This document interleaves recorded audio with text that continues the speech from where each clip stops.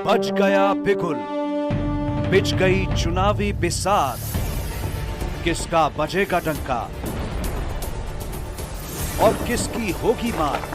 नमस्कार, आप सभी का बहुत बहुत स्वागत, अभिनंदन है। और देख सकते हैं इस वक्त ममता यादव जी हमारे साथ मौजूद है, जो कि वार्ड नंबर 167 से आए हैं। और विषय बड़ा गंभीर है क्योंकि 69 अनधिकृत कॉलोनी और डिफेंस एनक्लेव जो कि सैनिक फार्म में स्थित है, ये 1967 में ये एस्टेब्लिशमेंट ये जिस तरीके से यहाँ पर अलाउड किया गया सरकार के माध्यम से, और इतने वर्षों के बाद, आजादी के 75 साल के बाद भी यहाँ पर तमाम सारे असुविधाएं हैं, जो शायद ममता यादव जी अगर जीतती हैं तो आने वाले दिनों में मैम आपसे बहुत उम्मीद है। और इसी उम्मीद के साथ आज की डेट में जो आपको बुलावा आया है, शायद आप ही कुछ कर सकते हैं। किन किन मुद्दों पे आप आए हैं, आज बात किए हैं, आज वही विषय को लेकर आपसे जानकारी जुटाते हैं। और जो भी आप कर सकती हैं, कृपा करके एमसीडी चुनाव को मद्देनजर आप प्रतिश्रुति दें। नमस्कार। सबसे पहले तो मैं यहाँ पे जो भी सम्मानित लोग हैं उनको आश्वस्त करना चाहती हूँ कि जैसे उन्होंने बताया कि एमसीडी वाले की जो भी प्रॉब्लम है वो मैं आश्वासन देना चाहती हूँ कि हर तरह से उनका निवारण होगा।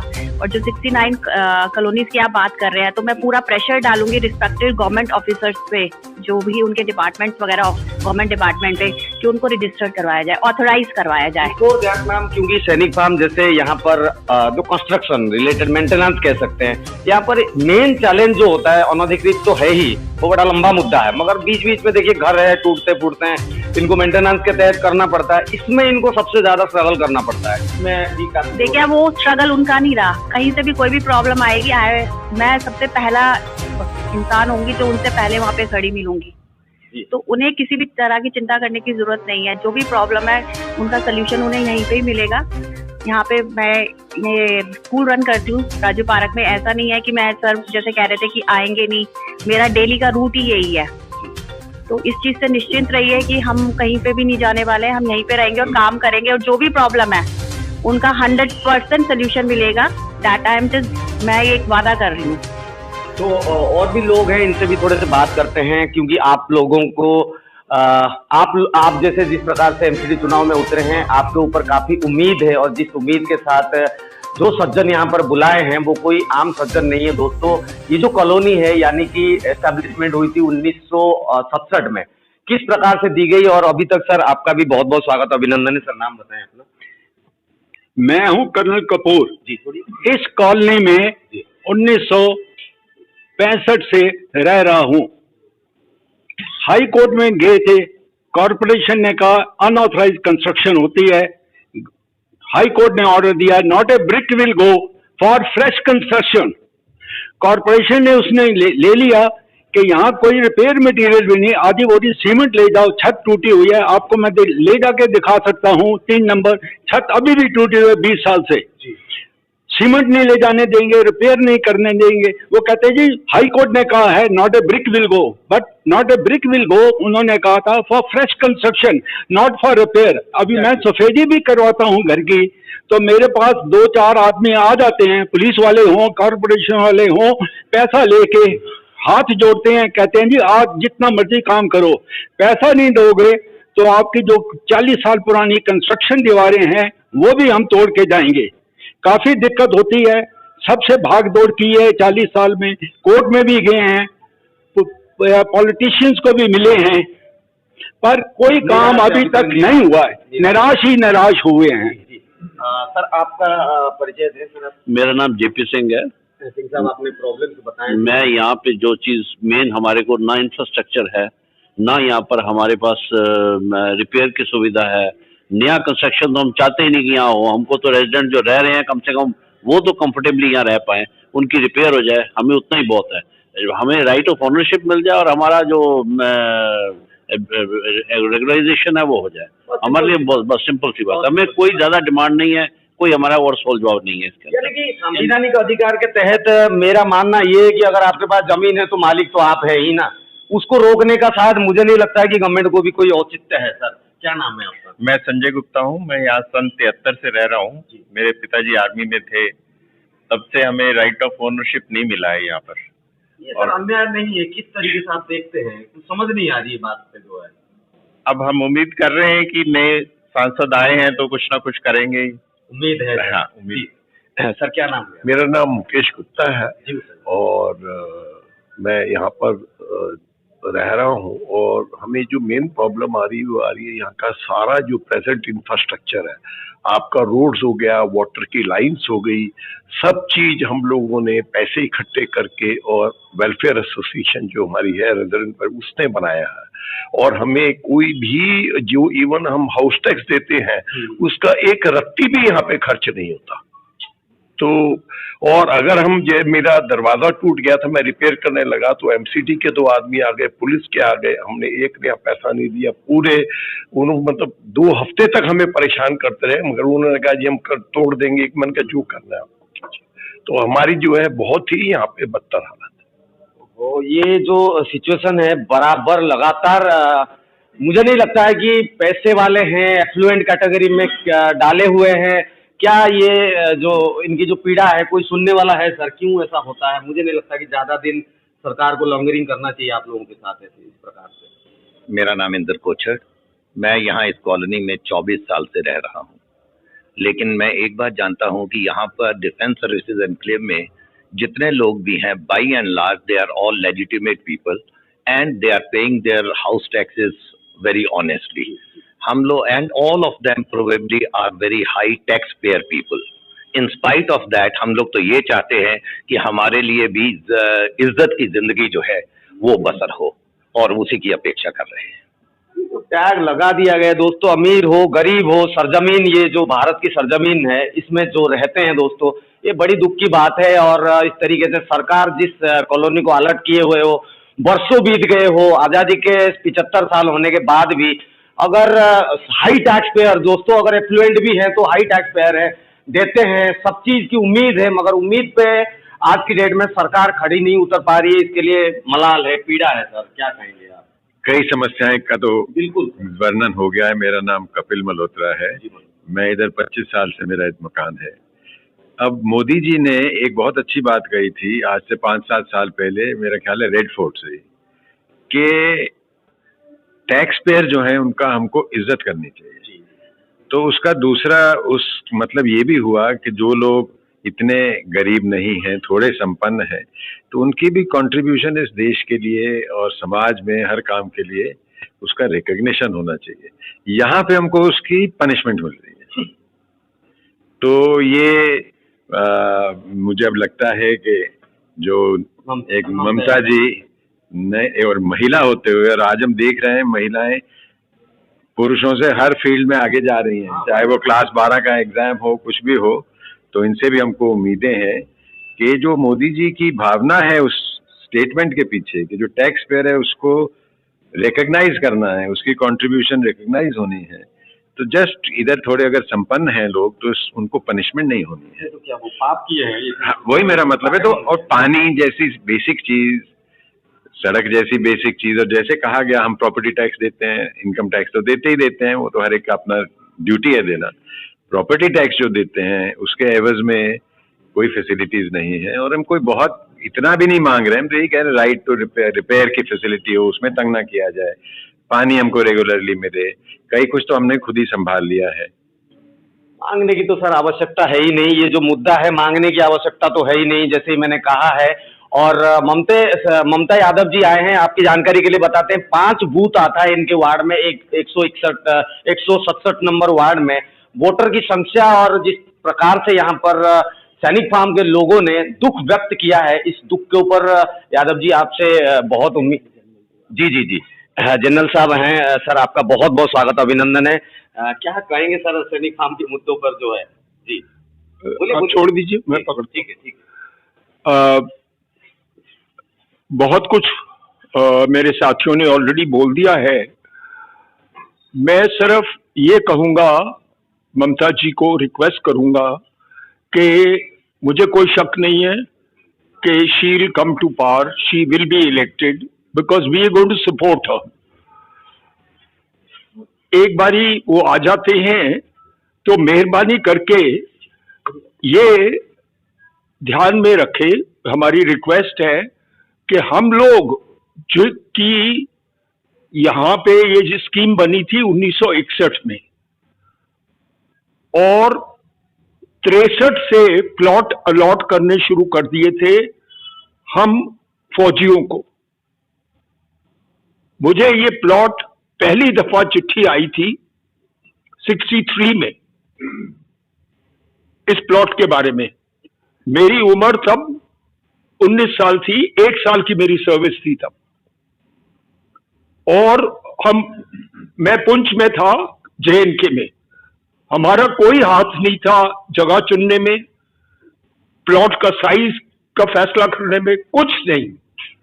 टोटल स्कीम बनाई थी मिनिस्ट्री ऑफ डिफेंस ने, और हमें सिर्फ आर्मी ऑर्डर निकला था जिसके बेसिस पे हमने अप्लाई किया। तो अब जिस दिन से हमने मकान बनाया उस दिन से प्रॉपर्टी टैक्स दे रहे हैं, पूरा प्रॉपर्टी टैक्स, बिना कोई MCD के साथ कोई झगड़े के। उसका क्या फायदा हुआ? उसका फायदा ये हुआ है कि 10,000 लोग जो और आ गए हैं अनऑथराइज्ड इस एरिया में, हमें उनके साथ क्लब करने की कोशिश की जा रही है। सॉरी, हम बिल्कुल अलग हैं। दिल्ली हाई कोर्ट ने ऑर्डर डिक्लेयर किया है कि ये लोग अलग हैं, बाकियों के साथ के नहीं हैं, बाकियों जैसे इनको ट्रीट नहीं करना चाहिए। तो मेरी रिक्वेस्ट है MCD को, क्योंकि MCD का इसमें बहुत बड़ा हाथ है रिकॉग्नाइज करने का। तो उम्मीद है जी कि आप एज हमारे रिप्रेजेंटेटिव, हमारे नेता, आप ये चीज राइट जगह पे ये मैसेज पहुंचा सकेंगे। धन्यवाद। बहुत बहुत धन्यवाद। और आगे चलते हैं थोड़ा सा। यादव जी, बहुत सारी बातें, सभी की बात लगभग आपने सुन ली है।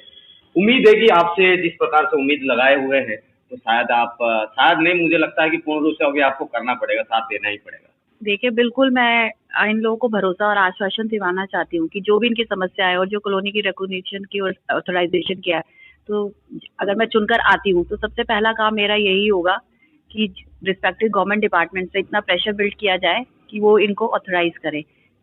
वैसे भी हमारा एक कर्तव्य हो जाता है, एक नागरिक होने का कारण भी मेरा एक कर्तव्य हो जाता है। ये हमारे बुजुर्ग है और इन्होंने इतना सब कुछ हमारे लिए किया है, तो बल्कि मुझे नहीं बल्कि हम सबको मिलके अब हमारा वक्त है कि समय आ गया कि इनके लिए करे। क्योंकि जी बोलिए। जैसे वो कह रहे थे कि उनको इस बात की सजा नहीं बल्कि उनको उपहार देने चाहिए, उनका सम्मान देना चाहिए, और मैं इसके लिए पूरे दमखम से खड़ी रहूंगी और पूरा सम्मान जो मिलना चाहिए वो इनको मिलेगा। इस बात का मैं इनको भरोसा दिलवाती हूँ। क्या बात है, ताली बजा दीजिए एक बार अगर मैम कह रही है तो। बहुत बढ़िया, अच्छी बात है। और सर, उम्मीद जिस प्रकार से है और आपका विचार थोड़ा सा वक्त करें जरूर। हाँ जी, मैं ग्रुप कैप्टन अनिल गुप्ता हूँ, मैं प्रेसिडेंट हूँ यहाँ का RWA का, और ये मेरे जो साथी हैं इन्होंने सारी बातें अपनी रखी हैं जी। और हमें ममता जी से बहुत उम्मीद है कि वो हमारी समस्याएं जो रोज की समस्याएं हैं उन पे कुछ अपना संविधान करेंगी, कि जिससे कि हमारी जो जिंदगी है, जो हमारे थोड़े पल बचे हैं, उसका हम अच्छा देश की सेवा करने के बाद अच्छे तरह रह सकें, यहाँ पे इज्जत से रह सकें। और इसकी उम्मीद रखते हुए मैं उनसे फिर गुजारिश करता हूँ, जैसे मेरे साथियों ने कहा, कि जी हमारी तरफ पूरा ध्यान दिया जाए। हम फौजी लोग हैं और जो यहाँ पे रहते थे, हमारे बुजुर्ग जो थे उन्होंने ये कॉलोनी बनाई थी, और उसके हिसाब से हम इज्जत से रहना चाहते हैं। हमारी जमीन अपनी है, हमारे सारी सुविधाएं हमने खुद बनाई हैं, पर उसके बाधा डालने के लिए बाकी लोग जो आते हैं उनसे ये गुजारिश है कि उनको मना किया जाए और हमारे को रेगुलराइजेशन में हमारी मदद की जाए। बिल्कुल सही बात है सर, और इसी उम्मीद के साथ आगे चलते हैं। सर, थोड़ा सा परिचय दें और अपना विचार जरूर दें। मेरा नाम मंजीत सिंह बजाज। जी बजाज, मैं यहाँ अशोका एवेन्यू में रहता हूँ और लगभग 1985 से। जी। वास्तव में हम ममता जी का हृदय से चाहते हैं और हमें उम्मीद है कि इस तरह से कर्मठ व्यक्ति जो आएंगे तो समाज का भलाई होगी। देखिए, पहली बात तो ये पक्की है, देखिए आप भी दैनिक जीवन में जानती हैं ममता जी कि क्या पानी के बगैर क्या रिपेयर के बगैर आपका बाथरूम खराब हो, किचन में आपके मतलब खराब हो, हमारी लेडीज परेशान है। जिस तरह से हम आपको इस उपलक्ष्य में कहने जा रहे हैं, देखिए ये हमारी कॉलोनी जो है इलीगल नहीं है, ये डिफेंस सर्विस इनक्लेव है, जिन्होंने राष्ट्र सेवा की है, उनको आपने ये जमीनें उनकी हैं, उन्होंने हमको आगे हमें भी बसाया है, मिनिस्ट्री ने ही तो आपको दिया है। जी सर, तो मैं ये कहना चाहता हूँ कि हमारी जो आवश्यक अवस्थाएं हैं और ख़ास तौर से हमारी प्राइवेट लेन होते हुए हमें इधर संगम विहार देवली से आप कभी आइए, या पानी में जो टैंकर आते हैं, यानी इतनी असुविधा है, इतनी, मैं तो ये चाहूँगा कि आप देखें कि आकर हमको कितनी असुविधा, हम कैसे जी रहे हैं, ना तो हमारे पास मकानों को हिफाजत है, हमारा कुछ भी हो जाए नहीं कर सकते। नंबर 2, ये रोड्स हमारी जो है इस तरह से है कि हम इसमें इतने प्रॉब्लम में है कि टैंकर जो है टाइम बे टाइम आते हैं, 12-12, 13-13, ठीक है। तो देखिए हम आशा भी करते हैं और हमें विश्वास भी है, हमारा पूरा सहयोग आपके साथ है। समय आने पर जो है आप हमारे जिस तरह से आज उल्लास और उत्साह के साथ आप हमारे साथ आए हैं, तो विश्वास भी दिला रहे हैं और हम विश्वास दिला रहे हैं, इसलिए हमारा विश्वास और भी आगे बढ़ेगा यदि हमारी ये आवश्यकताएं पूरी होंगी। तो मैं आशा भी करता हूं और आपके मनोनीत होने की शुभकामनाएं भी देता हूं। बहुत बहुत धन्यवाद सर। सेक्रेटरी साहब से बात करेंगे। क्या नाम है? मेरा नाम अरविंद मिश्रा है और मैं डिसरवा का वाइस प्रेसिडेंट हूँ। मेरी ममता जी से बस एक ही गुजारिश ये है कि आपके विपक्ष में जो थे वो शुरू में इसी तरह से जब उनको वोट चाहिए थे तो वो भागे भागे आए, उसके बाद वो बिल्कुल गायब हो गए। तो मेरी इनसे यही विनती होगी कि जो चीजें आप कह रही हैं कि आप हमारे लिए करेंगी, वो आप उसमें खरी उतरेंगी। एक मेरा तो सबसे बड़ा आपसे यही मेरी विनती है। मेरा नाम आनंद सिंगल है। सिंगल जी, क्या कुछ कहेंगे? ये जो मुद्दा आप समझते हैं और सैनिक फार्म को आप भली भांति जानते हैं जी, ये जो दिक्कत है ये कोई मतलब इनके साथ क्यों ऐसा हो रहा है?